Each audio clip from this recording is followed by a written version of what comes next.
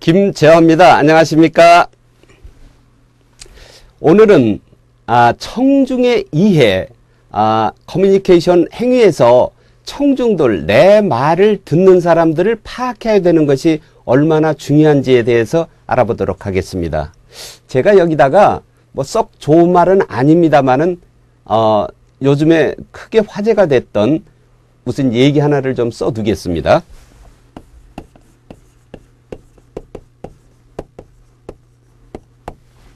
너나 잘해. 이걸 읽으셨다면 얼른 지우도록 하겠습니다. 왜냐하면은 상대에게 하는 말로 뭐 그다지 좋은 말이 아니기 때문입니다. 우리가 어떤 말을 할 때 중간에 내 말을 듣는 그 개인이, 특정인이 또는 누군가가 그만둬! 라고 말을 외치는 사람이 생길 것이다. 내가 아무리 좋은 말을 해도 생길 것이다. 또는 그 내 말을 이해를 못하고 거기에 대한 문제를 다하는 사람이 하나 생겨가지고 오늘의 연설을 엉망으로 내려버릴 개연성이 무척 큰 모임의 자리다 라는 생각을 미리 하고 간다 그러면은 이 말이 제대로 나오겠습니까? 내가 준비한 어떤 표현들이 그대로 적절하게 이루어지겠습니까? 절대 그렇게 되지 않습니다.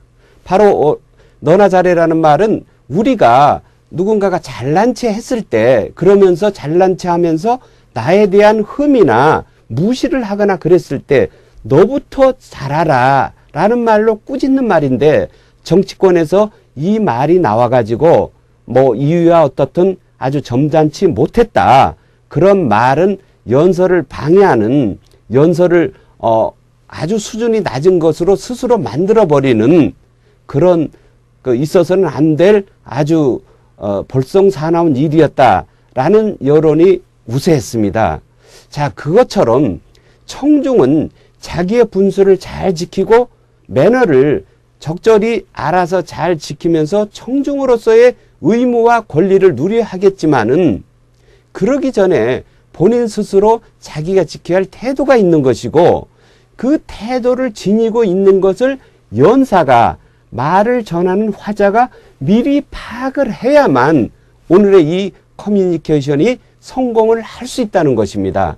그래서 청중의 이해, 이 파트에서는 청중 이해의 필요성, 그리고 청중을 어떤 사람인지 분석하는 어떤 종류와 그리고 방법이 있는지, 그리고 청중의 여러 속성을 알아서 말하는 화자, 전달하고자 하는 커뮤니케이터가 그 커뮤니케이션 행위가 적절히 끝까지 잘 이루어질 수 있는 방법을 모색해 보는 것이 이 장의 학습의 특징이고 주요 주제가 되는 것입니다. 청중 이해의 필요성은 조금 전에 말씀드리는 대로 내가 여기서 어떤 얘기를 어떤 방식으로 해야 될까라는 것은 내가 준비한, 말하고자 하는 사람이 준비한 그 방식으로 해서는 안 됩니다. 과연 내 말을 듣는 사람이 어떤 사람인지 파악하는 것은 너무나 당연한 거 아니겠습니까? 내 말을 꼬마가 듣는다. 그랬을 때 어려운 정치 수사학이나 뭐 경제 용어, 국제 뭐 시사 문제 이런 얘기를 해서는 안 될 것이며 반대로 여성들이다. 그러면은 여성들 중에서도 뭐 직장 여성들이다, 가정주부다, 뭐 그런 청중의 성향을 파악해서 그 사람들이 좋아하고 이해하기 쉬울 말을 해야 되는 것이 너무나 당연합니다. 그래서 청중 이해의 필요성이 필요한 것이고요. 청중 분석을 제대로 한다고 하는 것은 대단히 훌륭한 일이고 꼭 필요한 일이고 최고의 성공을 얻을 수 있는 필수 조건이 될 수 있음이라고 했는데 그렇게 해야 되는 필수 불가결한 일인 것입니다. 자, 가정에서나 직장에서나 그리고 어떤 단체에서거나 또는 국가 안에서 소통을 잘하여 정상에 오를 수 있는 필수 요건이 바로 청중에 대한 이해를 먼저 해야 되는 것입니다. 어떤 말을 준비하는 것도 중요한데 그 말을 준비를 하기 전에 들어가야 할 것이 내 말을 듣게 되는 사람들이 누구지 하는 그 청중의 대상의 종류를 먼저 파악을 해야 되는 것입니다. 내가 알고 있는 내용을 전달하는 것이라고 하면은 매우 쉬운 일이 된다. 이 말은 뭐냐면은 내가 알고 있는 일은 말하기가 쉽습니다. 그런데 그건 나만 쉬운 것이지 받아들이는 쪽도 쉽게 받아들이는 것은 아니거든요. 그 사람이 내 말이 좀 어려울 수가 있고 때로는 아주 뭐 유식한 사람들이 많이 모여 있다 그러면은 내 말을 뭐 좀 다소 유치하다, 수준이 낮다, 뭐 이렇게 볼 수도 있는 것이니까요.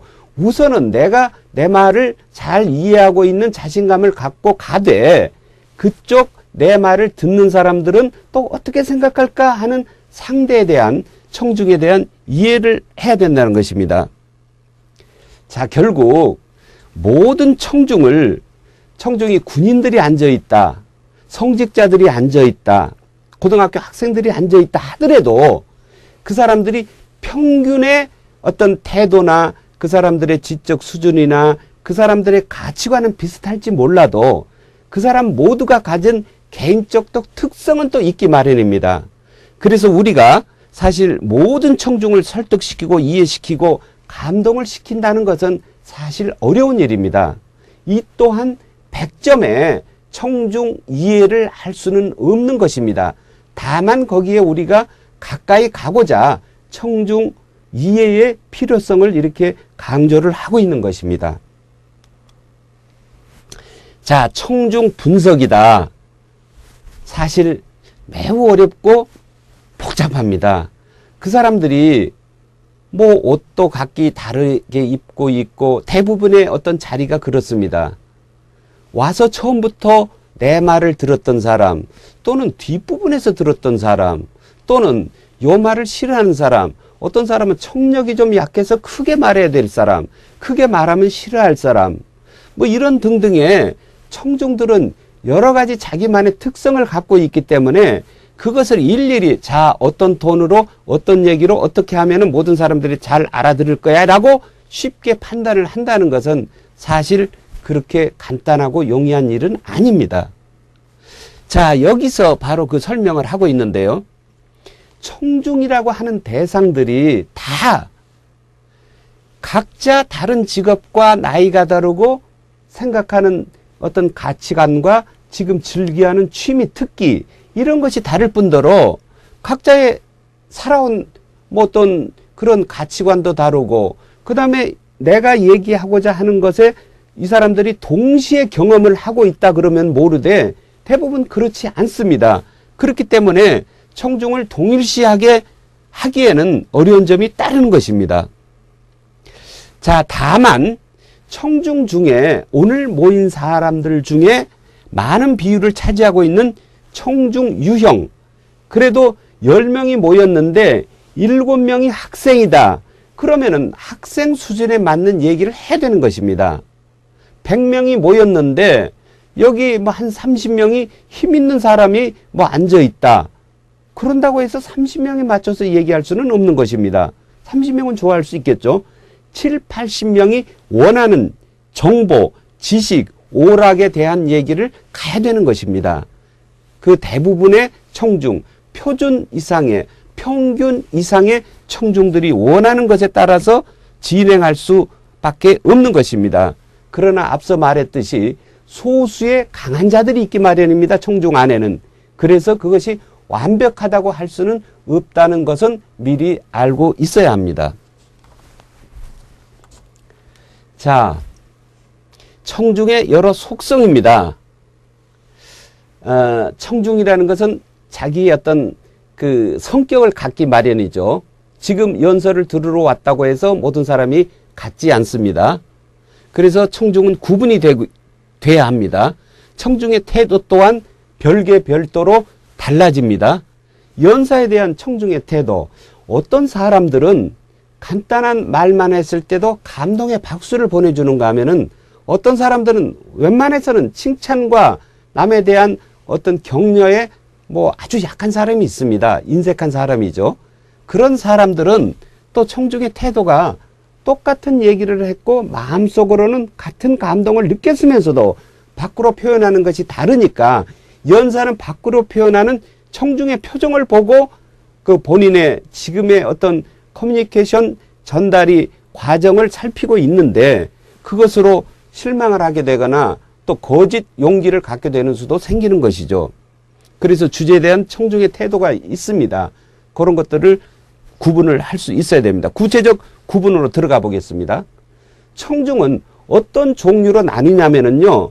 우선 크게는 자발적 참여자, 강제적 참여자가 있습니다. 자, 자발적 참여자라는 것은 뭐 그대로입니다.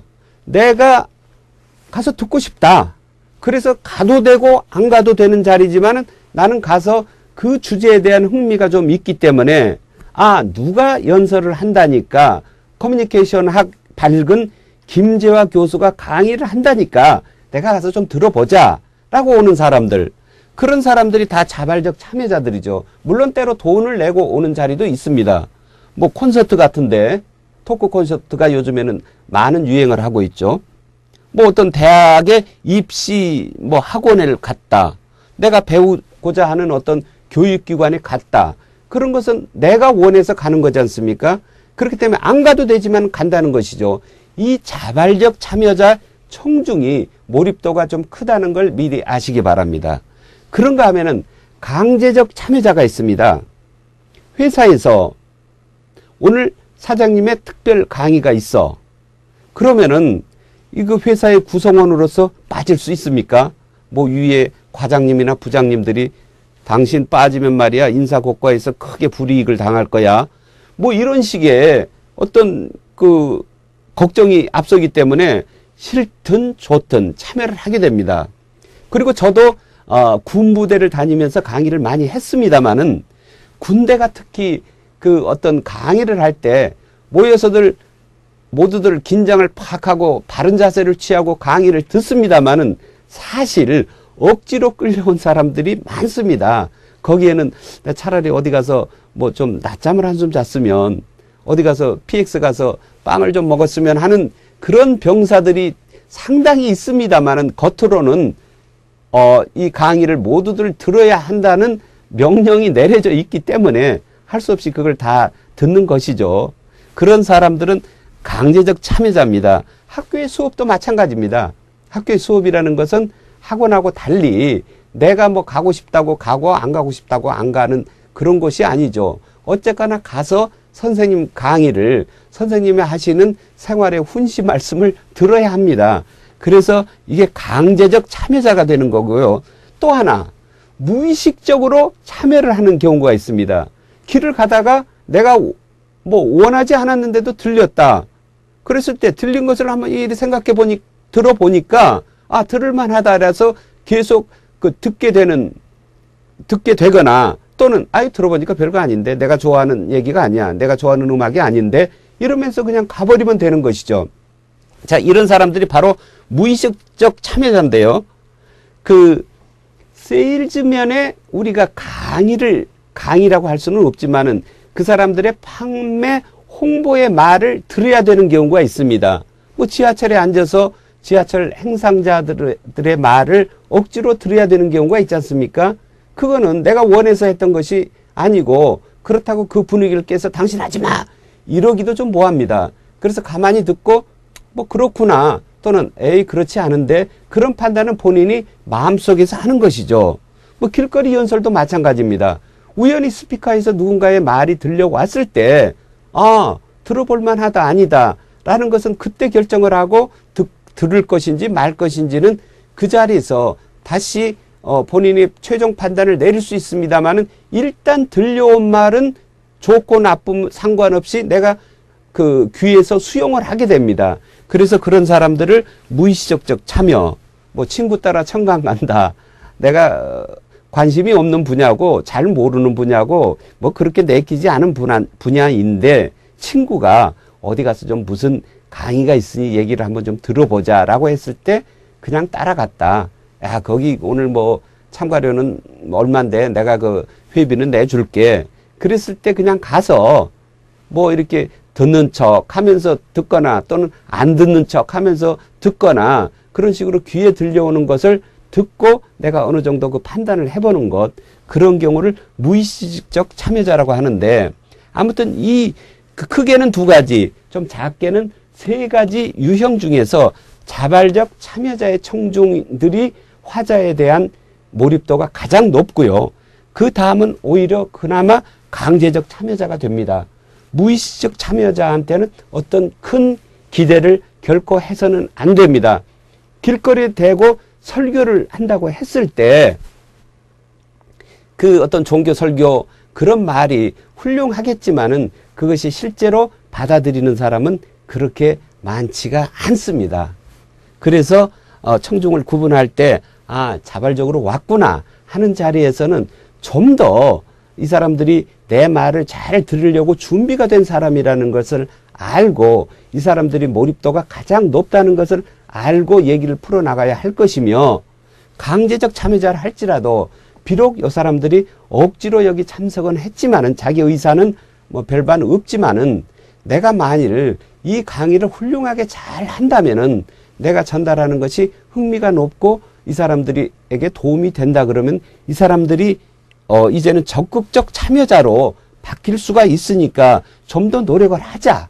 이런 자세를 그 화자, 커뮤니케이터는 좀 가져야 할 것이고요. 길거리 가서 말은 하지만은 어떤 사람이 듣게 될지는 모르지만은 그중 한 사람이 내 말에 설득을 당하고 이해를 해서 내 뜻에 동조를 할 수도 있다라는 생각을 가졌을 때 그 비록 무의식적 참여자지만은 나중에는 자발적 참여자와 같은 똑같은 이 사람이 열의를 가질 수가 있으니까 그 또한 노력을 해서 무의식적 참여자 앞에서도 늘 준비되고 좋은 강의, 좋은 얘기를 할 수 있어야 되는 것이죠. 자, 청중의 태도입니다. 자, 이런 앞서의 청중들은 이런 그 자발적 참여를 하고 강제 참여를 하고 무의식적 참여를 하는데 어쨌거나 이 참여한 사람들이 와서 어떤 태도를 보이는가를 알 필요가 있습니다.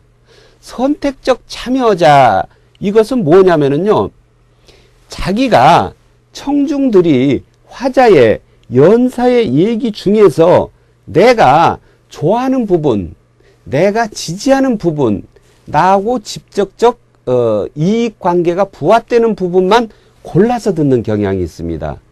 그래서 어떤 사람은 뭐 정치가 어느 쪽 성향이 있기 때문에 나는 다른 말이 나오면 아주 불쾌하고 이 말이 나오면 다른 사람보다 훨씬 더 기쁘고 그렇게 골라서 듣는 청중들이 있습니다. 그 다음에 선택적 인식이라는 말은 어떤 화자의 커뮤니케이터의 어떤 컨텐츠일지라도 그거를 자기 스스로에게 유리한 방향으로 인식을 합니다. 저 사람이 저렇게 말하는 것은 나를 위해서, 우리 집단을, 우리 단체를 위해서 하는 말일 것이야. 내가 그래, 저렇게 하면 되겠군 하는 식으로 모든 것을 선택적으로 인식을 해서 그 사실 자체를 나한테 유리하게 몰아가려는 그런 경향을 보이는 청중의 태도가 있습니다. 자, 선택적 저장이라는 말은 무슨 말이냐? 이 커뮤니케이터의 말을 듣습니다. 말을 듣는데 그 중에서 자신에게 필요한 부분만을 따로 골라가지고 철저하게 나눠가지고 기억하고 회상을 해버립니다. 그러면은 사실은 어떤 사람이 전체적으로는 어떤 A에 대한 나쁜 말을 다 한 A에 대해서 뭐 성토를 한 연설이었다고 칩시다. 그런데도 연사는 거기에 대한 A에 대한 성토를 했는데 그 도중에 조그만 어떤 A에 대한 칭찬이 나올 수가 있거든요. 그 특정 인물에 대한 칭찬. 맞아. 결국 그 사람이 저렇게 볼 수도 있지만은 그래도 본질은 착한 거야. 본질은 자기가 일부러 저지른 잘못이 아닐 거야. 라고 생각을 하면서 그 전체의 것들 중에 하나를 내 필요한 부분을 따로 알아가지고 인식을 해버리는, 전체를 자기가 곡해해서 듣거나 그런 경우가 있습니다. 그 기억이 강하게 박혀버리거나 그 기억만 자꾸 꺼내가지고 인식을 하려는 그런 경향을 보이는 그 어떤 선택적 저장을 가진 청중들은 참 중요합니다. 이것이 단지 예를 들었을 뿐이지 이거의 전체에 대한 얘기는 아닙니다. 이런 전제를 하는 것이지 또는 이렇게 얘기를 하나 이런 식의 분명히 이 예화를 들거나 이 다른 얘기를 드는 것은 실제적 전체적 어떤 진실과 사실에 부합은 안 되나 그럴 수도 있다는 보조의 설명 요건으로 지금 하는 겁니다라는 것을 설명을 자주 꼭 확실히 해줄 필요가 있는 것이죠. 연설에 대한 청중의 태도, 뭐 이것은 뭐 설명이 별다르게 필요하지 않을 것입니다. 뭐 비록 내가 듣기에 좋지 않은 말이라도 저렇게 열심히 연설을 하니까 그냥 우리와 같은 박수를 보내준다. 그런가 하면은 상당히 지금 우리 모두에게는 도움이 되는 말인데 저 사람은 내가 싫어하는 정당에 가입된 정치적 성향이 나와는 다른 사람, 또는 저 사람의 외모가 왠지 내 마음에 안 들어, 저 사람은 뭐 내가 싫어하는 사람을 닮았어, 이런 갖가지 본인의 특별한 이유로 저 사람 연설 자체를 싫어하는, 부정해버리는 적이적인 태도를 보이는 청중이 있기 마련합니다. 그런가 하면은 그래, 말은 이해를 하겠어, 그러나 나는 따르지 않겠어, 이런 동의하지만 행동을 하지 않는 그런 청중도 있습니다. 물건을 팔 때 열심히 얘기하는데 이 건강식품이 건강에 참 좋습니다 라고 얘기를 했을 때, 아 그렇구나 라고 연설에 대해서 그 판매원의 홍보에 대해서는 내가 긍정적으로 그리고 호의적으로 들어줍니다. 그러나 최종 결정, 나는 돈이 없어서 못 사겠어, 또는 이런 데서 이런 물건을 사는 것은 속기 쉽다는 말이 있어, 그래서 나는 사지 않겠어, 또 다른 이유, 내가 이걸 사가지고 가면은 집안 사람들이 아주 싫어할 거야 등등의 이유로 마지막 행동은 하지 않는 경우가 있습니다. 그래서 청중들은 이 세 가지로 태도를 보인다는 것을 알아야 됩니다. 이 마찬가지로 주제에 대한 청중의 태도도 똑같습니다. 어떤 그 주제에 대한 것이 내 취미에 대한 얘기를, 나는 바둑을 둘 줄을 모르는데 저 사람은 이제 바둑과 인생에 대해서 얘기를 하고 있어, 들어보니까 괜찮아, 그래서 그냥 우호적으로 대해주는, 그런 주제는 바둑이지만은 나는 또 바둑을 모르지만은 그렇게 대해주는 청중이 있고요. 그 다음에 내가 바둑을 잘 알고 저 사람은 좀 바둑 얘기를 하지만은 그래도 그 주제 자체가 바둑, 나 뭐 지겹게 듣는데 또 바둑이야 이러면서 싫어해보는 경우가 있고요. 앞서 똑같이 동의하지만 행동하지 않는 그런 청중, 내가 바둑도 알고 그러지만은 나는 앞으로 바둑을 안 둘 거야, 그렇기 때문에 그 주제를 이렇게 인식해버리는 그런 청중이 있는 것이죠. 자, 스피치 목적에 대한 태도에도 똑같습니다. 말하려는 사람이 지금 이 스피치는 어떤 것이 필요로 해서 청중들한테 어떤 얘기를 지금 하고 있는데, 뭐 역시 우호적으로 받아들이는 청중이 있고 적의적인 청중이 있고, 이해는 하지만은 결정을 내려주지 않는, 행동으로 옮겨주지 않는 그런 청중이 있기 마련이고요. 자, 이것이 중요합니다. 청중의 지식 수준. 그걸 일일이 물어볼 수는 없습니다. 당신이 내 말을 알아듣고 있습니까? 라고 얼굴빛을 보고 정확하게 관심법이 있어서 그걸 알아낼 수도 없고, 미리 뭐 학력을 물어서 요 정도 수준의 말을 알아듣겠다 그렇게 파악할 수도 없고, 전반적으로 뭐 이 30대의 고졸 학력 이상의 사람들이 모인 곳입니다, 뭐 이런 말만 들어가지고는 전체를 잘 파악할 수는 없거든요. 그렇기 때문에 청중의 지식 수준은 얘기를 하면서 파악을 하는 수밖에 없습니다. 그래서 그 사람들의 어떤 그 태도를 보면서 내 주제를 지금 잘 알고 있는 상당히 그 지적 수준이 높은 청중들이구나, 내가 좀 더한 전문적 용어를 사용해도 되고 좀 깊이 있게 파고들어도 되겠다 싶은 청중이 있으면 그렇게 가야 할 것이고, 내가 들은 얘기하고는 달리 내 주제를 지금 이해를 못해 이 청중들이, 그랬을 때는 어떤 수준을, 내 연설, 내 대화의 수준을 좀 낮춰야 할 것이며, 주제를 알지만은 별 관심을 안 보여버리는 청중, 이 사람들한테는 설득의 강도를 높이거나 아니면 그것이 소수일 경우는 포기를 해버려야 합니다.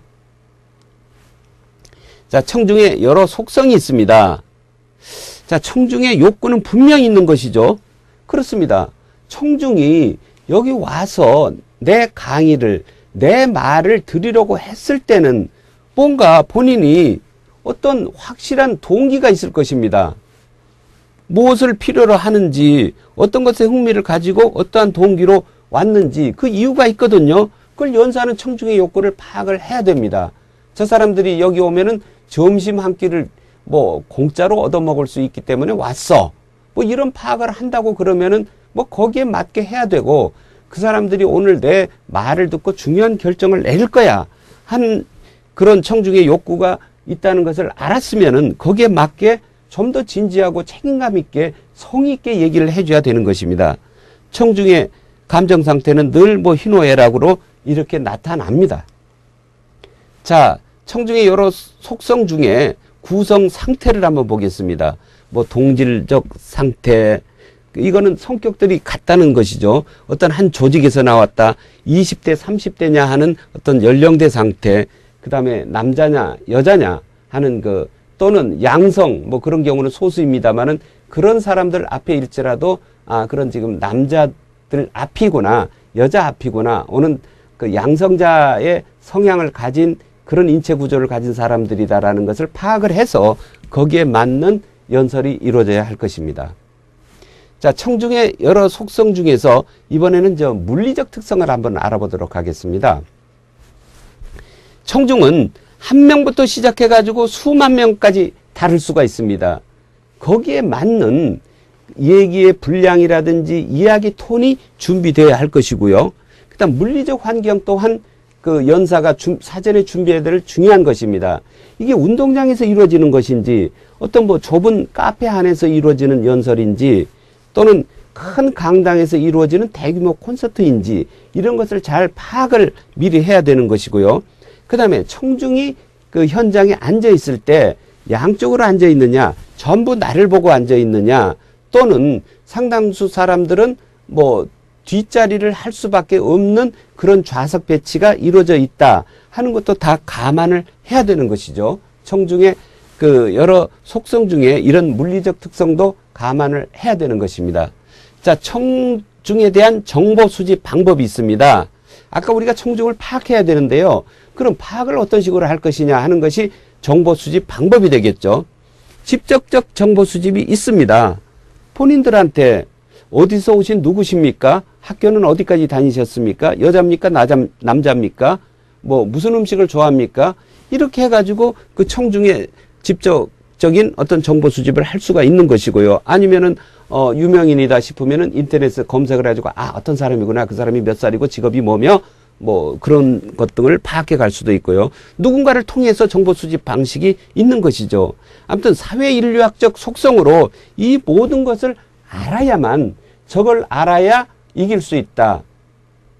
뭐 그런 군사 용어도 있습니다만은 나이, 성별, 교육 수준, 경제 수준, 직업, 주거 지역, 출신 학교, 소속, 뭐 종교, 정당 가입, 유무 이런 등등의 것을 알아야만 꼭 청중에 대한 이해가 필요하고 이런 방식으로 수집을 해야 되는 것입니다. 자, 그러면 이제 청중에 대한 어떤 그 판단을 좀 했다. 그랬을 때는 이제 스피치 상황의 분석을 해야 되는데요. 자, 이때는 처음에 말 한마디가 전체 시선을 집중시킬 수가 있다라는 것을 알고요. 그 다음에 시점, 순서, 제약, 연단, 장소, 배치 이런 모든 것이 내가 그 연설을 하려는, 내가 강의를 하려는, 내가 대화를 하려는 장에 이렇게 나누어집니다. 이랬을 때 청중들이 어떤 사람들이 와 있나를 알았으면은 그 청중하고 이 강의장이 혹시 연관이 돼 있나. 그러니까 요 사람들은 요 그 교회를 다니는 사람들이야. 지금 나는 이 교회에서 연설을 해. 이런 상황이 발생할 수 있지 않겠습니까? 그리고 이 건물의 주인이 지금 와 있는 사람 중에 한 사람이야. 이런 감안을 미리 좀 해야 된다는 것이죠. 자, 청중에 대한 대응 방법, 기본에 충실해야 되고, 뭐 질서를 준수를 해야 되고, 뭐 이런 것은 너무나 당연한 연사에 해야 할 일이겠죠. 자, 오늘 청중에 대한 이해를 어떻게 해야 될 것이며, 청중에 대한 구분은 어떻게 할 수 있고, 그 다음에 청중에 대한 정보를 어떻게 수집을 하고 어느 부분을 수집해야 되는지를 명확하게 판단을 하는 연사가 성공적인 커뮤니케이션을 이룰 수 있다고 말씀을 드렸습니다. 자, 내가 오늘 만나야 될 사람이 누군지 좀 알고 가야 되지 않겠습니까? 그런 준비가 꼭 이루어지는 커뮤니케이터가 되시기 바랍니다. 감사합니다.